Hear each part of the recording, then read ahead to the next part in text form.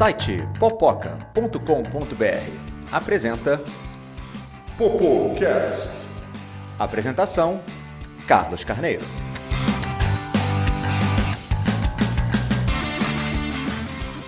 Bem-vindos ao Popocast. Meu nome é Carlos Carneiro e estamos aqui com o editor-chefe do Popoca, Tiago Cordeiro. Olá. E a profissional de artes cênicas, Eva Miranda. Oi, gente. E a crítica literária, Laura da Cunha. Olá. Então, pessoal, para esquentar, o que vocês viram recentemente que vocês podem recomendar para as pessoas, hein? O melhor filme de Todos os tempos. da última semana. É justo. É muito justo. É justiça. Bom, vou aqui falar de uma coisa que eu vi recentemente aqui, que foi The Cursed, né, a Amaldiçoada, que é a série que teve envolvimento do Frank Miller. Eu achei uma série com algumas coisas bem legais. Ela tenta recriar o ciclo arturiano, só que com outro viés, com foco numa personagem feminina, que é a Nimue. Não é muito a minha pegada, eu tive uma impressão que é uma série muito teen, até porque tem a Catherine Langford. E, enfim, achei agradável, mas eu gostaria de uma coisa um pouquinho mais Game of Thrones e menos 13 Reasons Why, que foi o que eu vi ali. Cursed e a Lenda do Lago, é o nome em português, é isso. Olha, a Nimue é a Dama do Lago, porque na história que eu conheço, a Nimue não era a Dama do Lago, era uma espécie de... Bom, se bem que eu conheço as histórias artunianas pelos livros do Bernard Cornwell, né? Então... eu conheço o ciclo arturiano pela leitura da Marion Zimmer Bradley, do As Brumas de Avalon. Então, para mim, essas pessoas são todas... As relações familiares são completamente diferentes do que a série apresentou. Olha, pra mim a Nimue e a Viviane são personagens diferentes. A Nimue, ela sempre teve uma relação mais próxima do Merlin, enquanto a Viviane sempre foi de outro lado. Como se de um lado você tivesse os homens, né, e a parte dos druidas, né, que seriam só os homens ligados àquela religião, e do outro lado você tivesse as sacerdotisas de Avalon. Uma de um lado, a outra do outro. Entendi. É como se fosse um prequel da Lenda do Rei Arthur. E é uma história que vai contar como a Dama do Lago se transformou naquela criatura mística, fantástica e tudo mais. Tanto que a primeira temporada, spoiler de novo, acaba com a moça afundando. Então pode ser que eles acabem... começa e acaba, né? Começa e acaba com a moça afundando. Não, mas é a primeira cena do... A primeira cena... Não é spoiler. Não é spoiler. É a primeira cena da primeira temporada, começa com ela afundando. Aí começa a história. E aí lá, esse vai ser o primeiro e o último take. Então, assim, pode ser que a série acabe aí, né? Ó, tá aí, foi assim que ela virou a Dama do Lago. Ou pode ser que eles continuem. Não, ela se salvou aí, ela virou a Dama do Lago depois. Eu não sei, entendeu?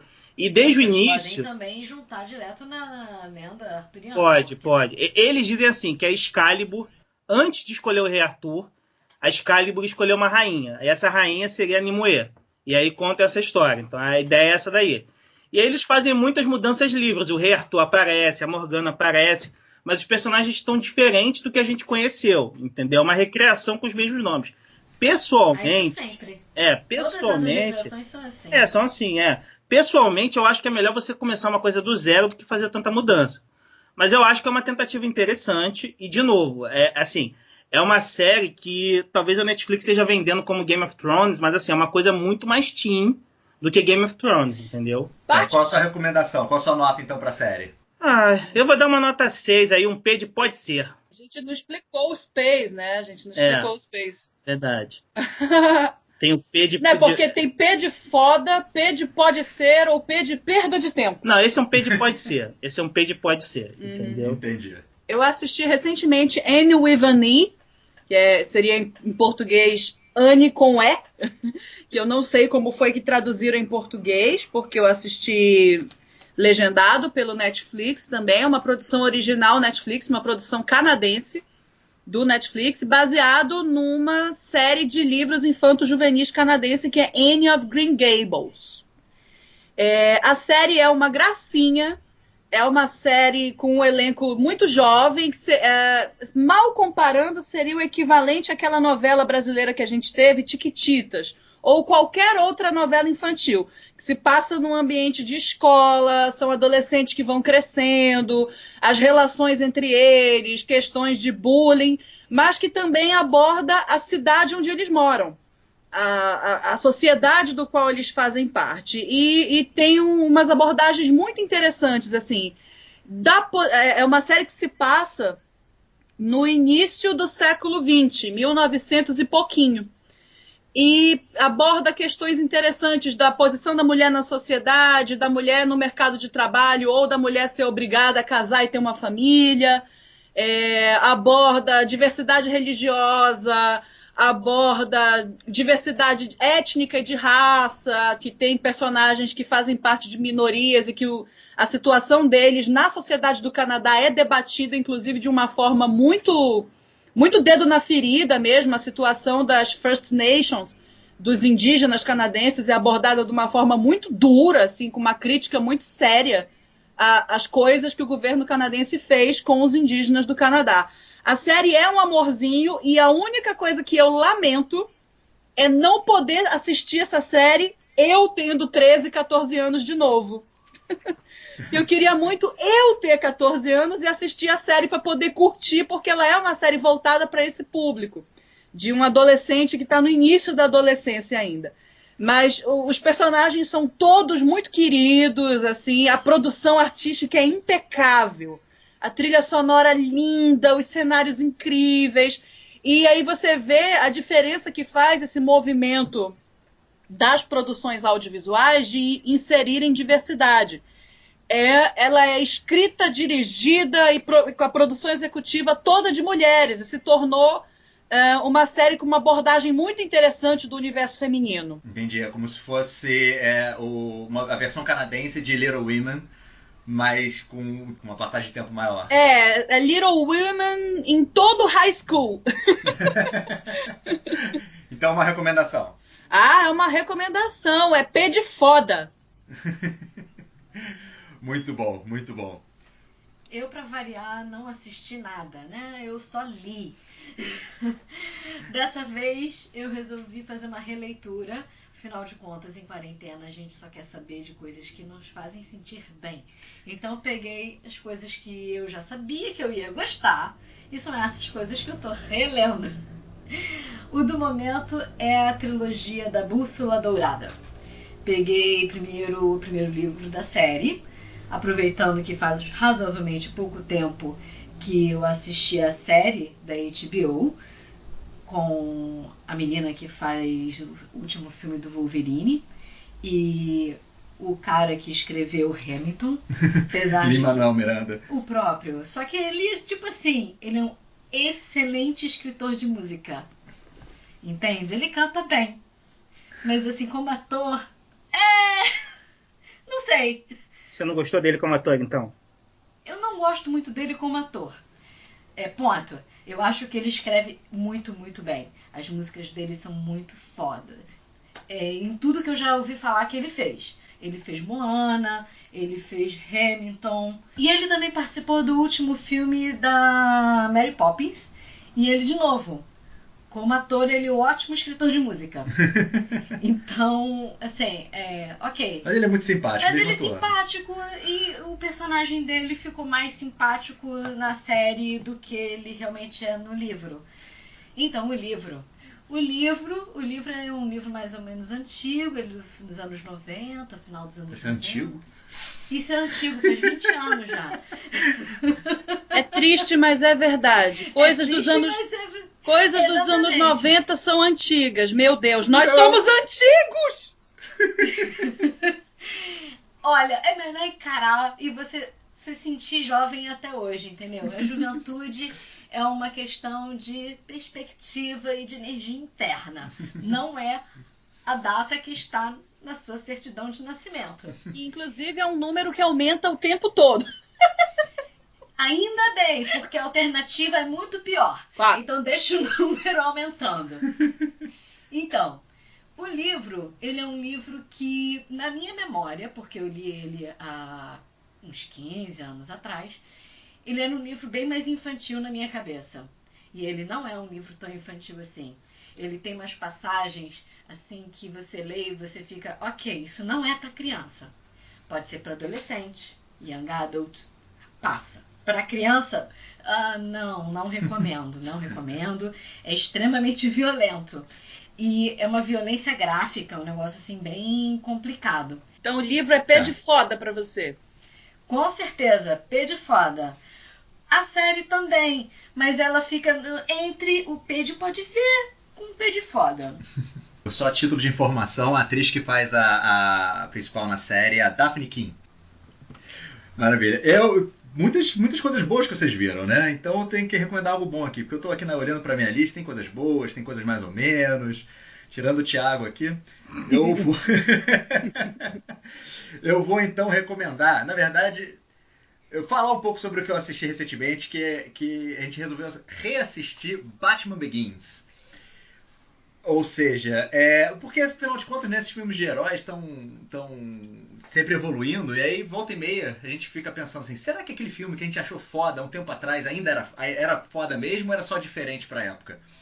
Então eu voltei a assisti Batman Begins de novo, que foi lançado em 2005, e é dirigido pelo Nolan, que ficou conhecido também depois pelos filmes que você não consegue entender muito bem, né, de cortes com a linha do tempo completamente zoada. E Batman Begins tem um pouco disso. Eu não lembrava dessa edição com o tempo passando de uma forma meio não linear. E ele faz isso. Só que ele é bastante feliz no Batman Begins. Eu acho que ele até hoje ele se sustenta, apesar dele ser um pouco longo para filme de herói. Né? Filme de herói você está pensando numa coisa mais de entretenimento, 1h30, 1h40 o filme tá bom. Se for realmente o final da última saga dos Vingadores, você põe 3 horas de filme, tá, beleza, mas assim, é o último, né, a gente passa por isso. Mas assim, como o primeiro filme da trilogia, eu acho ele um pouco longo, mas ainda assim ele se sustenta. Ele ainda tem boas cenas de ação, ele ainda é uma boa história de origem pro Batman, tem algumas coisas nele que ainda me irritam, então não coloco num pedestal tipo, é o filme de herói mais foda de todos os tempos. Eu acho que ele, na época, foi.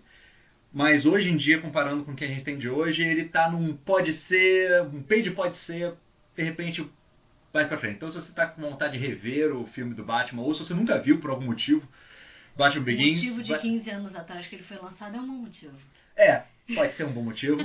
Né? Se você tem 15 anos, né, e nunca viu o filme do Batman, veja, porque vale a pena, ele se sustenta ainda assim hoje. Faz 15 anos que esse filme foi lançado? Faz 15 anos. Pois Meu Deus! Ô, Kaique, você não pode dar essa resposta imprecisa assim, Kaique. Essa informação tá errada. Esse filme tem 5 anos no máximo. Esse filme foi outro dia, não foi outro dia? Foi outro dia. Tá equivocado. Outro dia saindo do cinema. Fake news, falando as coisas assim. Isso é um podcast sério, por favor. É aquilo que eu tava falando, as coisas, a gente perde um pouco a noção, mas já tá ficando tudo velho. Eu lembro que eu criticava a minha mãe, porque ela não lembrava se tal coisa tinha acontecido quando eu tinha 8 anos ou se era quando eu tinha 7 anos. Nossa, mãe, como tu pode confundir? Agora eu entendo a minha mãe. Falando então em tempo, vamos para a nossa popolêmica de hoje. Já avisei que vai dar merda isso. Popolêmica. Tô certo ou tô errado?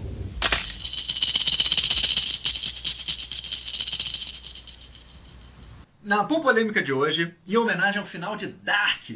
Dark foi lançada a última temporada, recentemente, não sei quando que o episódio vai exatamente sair, mas tempo não importa.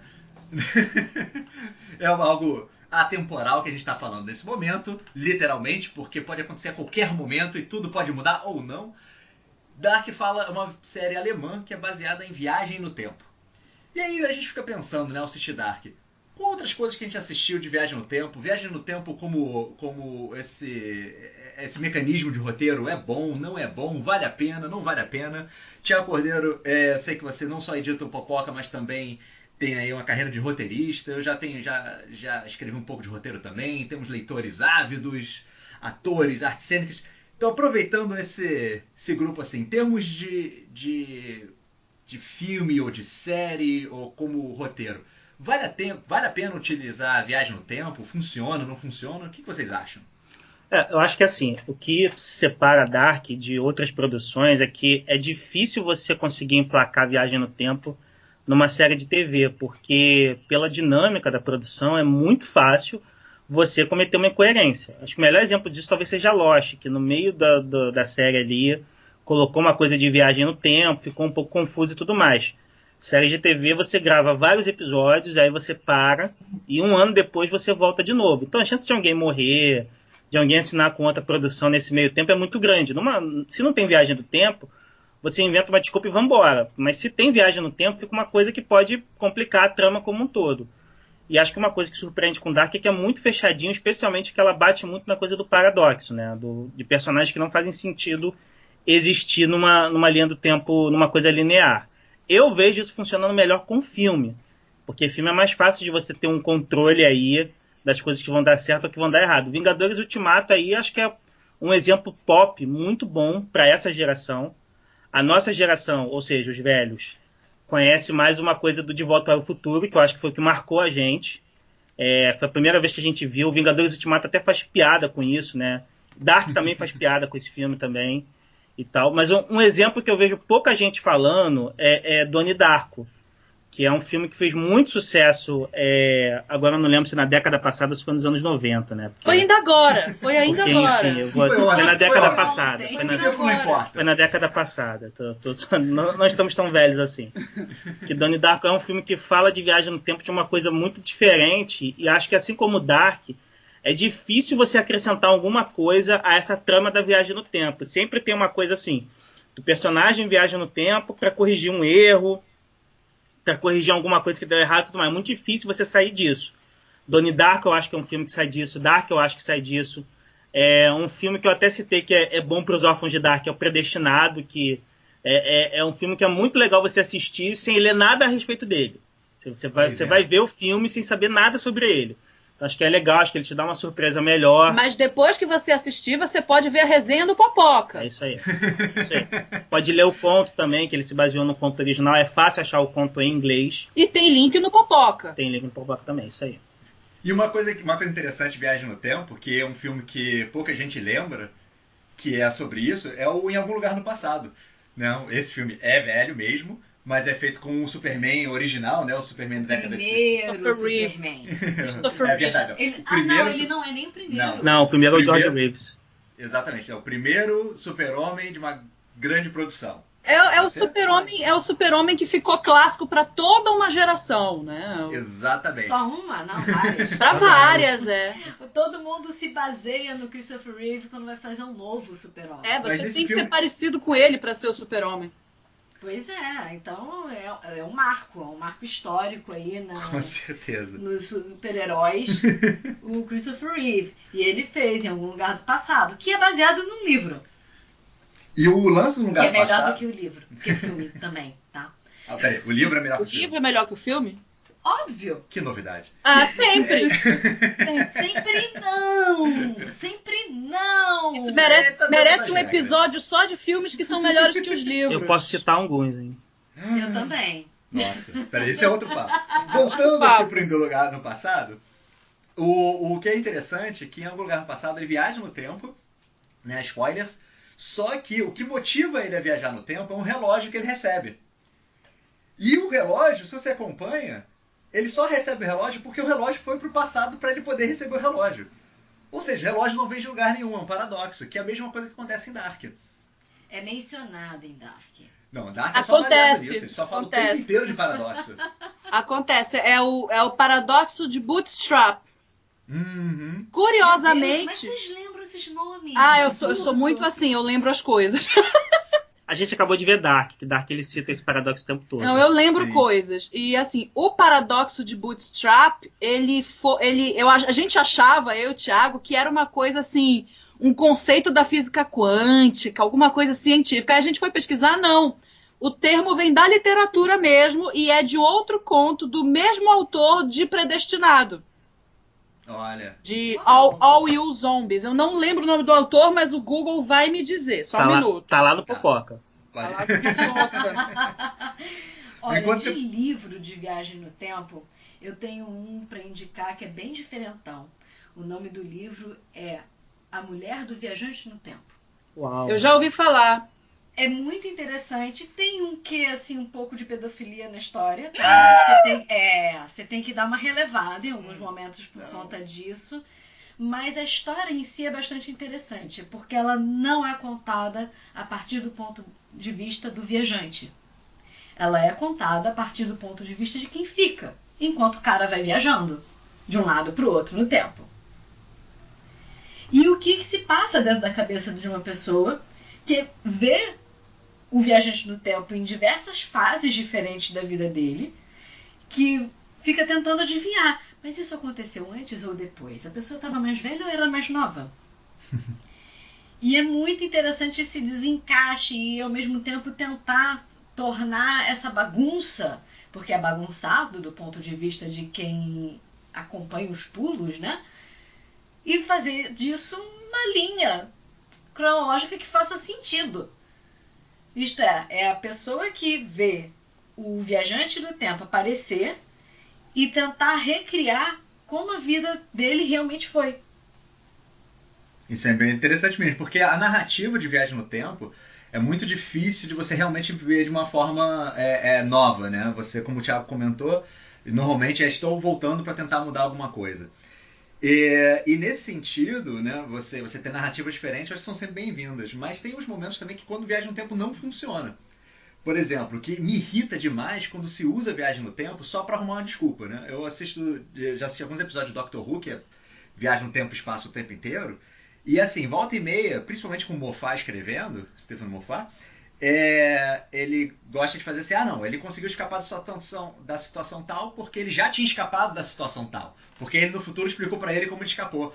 Mas peraí, né? Então, da onde veio? Então, quando você usa esse paradoxo, não para explorar o paradoxo como o Dark faz, mas porque vai facilitar o seu roteiro, isso me irrita demais. Harry Potter faz isso também no terceiro livro, quando Harry Potter consegue fazer a magia do patrono, porque ele conseguiu fazer naquele momento que ele não conseguia antes, porque ele já tinha visto ele fazendo a magia antes. Então, Que nem escrevam a série melhor. da bruxinha.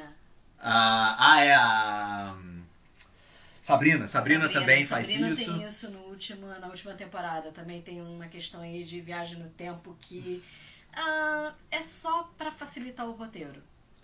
Então, pra mim, com um roteiro bem feito de Viagem no Tempo, ou você tem um ponto de vista criativo, como é o caso que a Laura comentou, ou então com efeito borboleta. Também tem filme, tá? A Mulher do Viajante do Tempo também tem filme. Legal, sim. não sabia, achava que estava só Tem no filme. livro. Com Tem o Eric filme. Bana Isso, esse mesmo. como ator. Com o Eric Bana como o Viajante do Tempo. Gente! Não é um bom filme. Gente! Poxa. É com o Eric Bana. O que você estava realmente esperando? Eu sei lá, assim, eu achei que era uma oportunidade pro Eric Bana provar alguma coisa e tal. Não. Não. Mas é uma questão assim de curiosidade. O título de curiosidade é interessante. Se você acha ele bonito e tal, você gosta de ver ele sem camisa, vale a pena. Tem outras pessoas melhores pra ver sem camisa. Concordo, mas eu tô falando de gostos pessoais das pessoas. Pros fãs do Eric Bana é legal. Os 3 fãs dele. Mas a questão de Viagem no Tempo, no final das contas, quando é bem feito pra mim, é quando o escritor, o roteirista, resolve decidir assim, não, minha Viagem no Tempo vai ser desse jeito, que é ou estilo Vingadores, você viaja no tempo e isso vira uma realidade alternativa necessariamente, então é impossível mudar o que já aconteceu, mas você pode mudar o que aconteceu numa outra linha do tempo e tentar transferir essas vantagens ou esses conhecimentos da outra linha. Ou então você trabalha com o tempo fechado. Tipo, você não tem decisão, tudo que vai acontecer já aconteceu. E é isso. Então você não tem como mudar. E se você souber o que vai acontecer, na verdade, causa com que você provoque aquilo que vai acontecer. Porque você vai tentando tanto não mudar que você acaba mudando. Que é uma coisa meio tragédia grega, né? Aquela questão dos... É bem clássico isso, né? Você não consegue fugir do seu destino. E quando você sabe do seu destino, é porque você sabe que o seu destino acaba virando o seu destino. Essa é um tipo de narrativa que, apesar de eu achar consistente, me deixa um pouco meio triste, assim, né? Porque fala assim, meu Deus, será que a gente não tem opção na vida? Não. É questão de você acreditar ou não no livre-arbítrio, no final das contas, em relação a isso, né? Porque se você tem um destino pré-determinado, numa questão aí de viagem no tempo qualquer, isso quer dizer que você não tem livre-arbítrio. Exatamente. Por isso que eu gosto das realidades alternativas. Acaba que eu me sinto mais satisfeito com isso. Muita gente reclama da viagem no tempo nos Vingadores de Ultimato, mas eu não vejo problema nela. Eu acho que ela é bem tranquila. Eu acho que ela é muito bem feita. A única coisa inconstante que eu vejo no filme, e aí sim vai ter um pequeno spoiler, se você não assistiu Vingadores Ultimato, deve ser... Em que mundo você vive? Né, porque afinal de contas o filme fez mais de 2 bilhões, quase 3 bilhões de dólares, então quer dizer, você em algum momento deu dinheiro pra eles. É o final, quando o Capitão América aparece, velho, que você vê assim, peraí, se ele ficou numa linha alternativa, como é que ele envelheceu pra ficar naquela linha?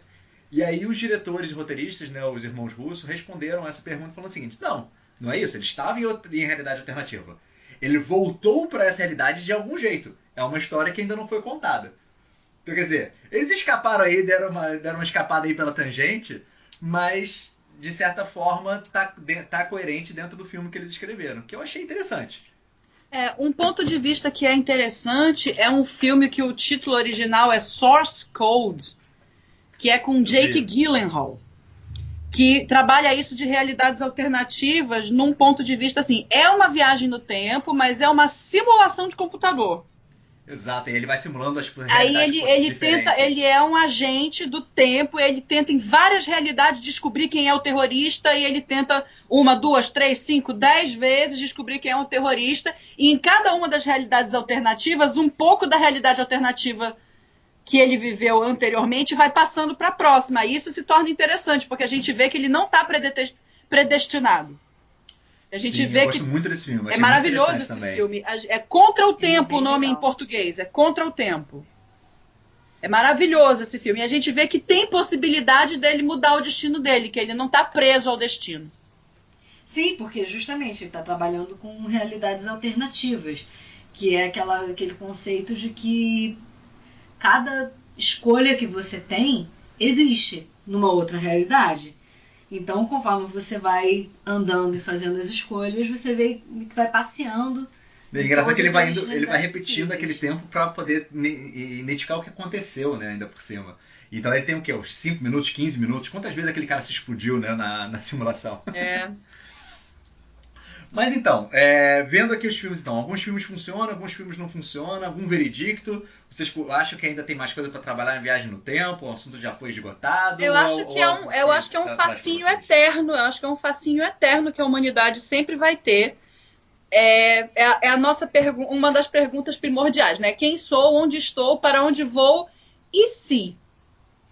A Viagem no Tempo é muito baseada nesse. E se tivéssemos feito diferente? E se fosse possível alterar X coisa? E também, e se eu tivesse pego aquele outro caminho? E se eu tivesse feito aquela outra escolha? E se eu não tivesse casado? E se eu não tivesse comido misto quente no café da manhã? Quantas vezes você não se pergunta, puxa vida, como teria sido viver na Idade Média?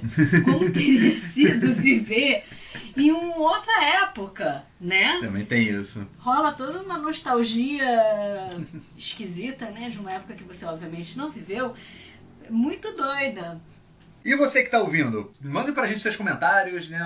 Qual filme que funciona Viagem no Tempo, qual filme onde Viagem no Tempo é uma porcaria, qual filme que até passa por um certo ponto de vista. Então mande pra gente sua mensagem, mande pra gente seu comentário. E é isso para essa semana, pessoal. Fiquem ligados no próximo programa e não deixe de acessar o popoca.com.br para as nossas resenhas, para as nossas notícias e comentários. Siga a gente também nas redes sociais. A gente está no Instagram, Twitter e Facebook como @sitepopoca, ok? Abraço. Digam tchau, pessoal. Tchau, pessoal. Tchau, pessoal. Tchau, pessoal. Site popoca.com.br apresentou Popocast.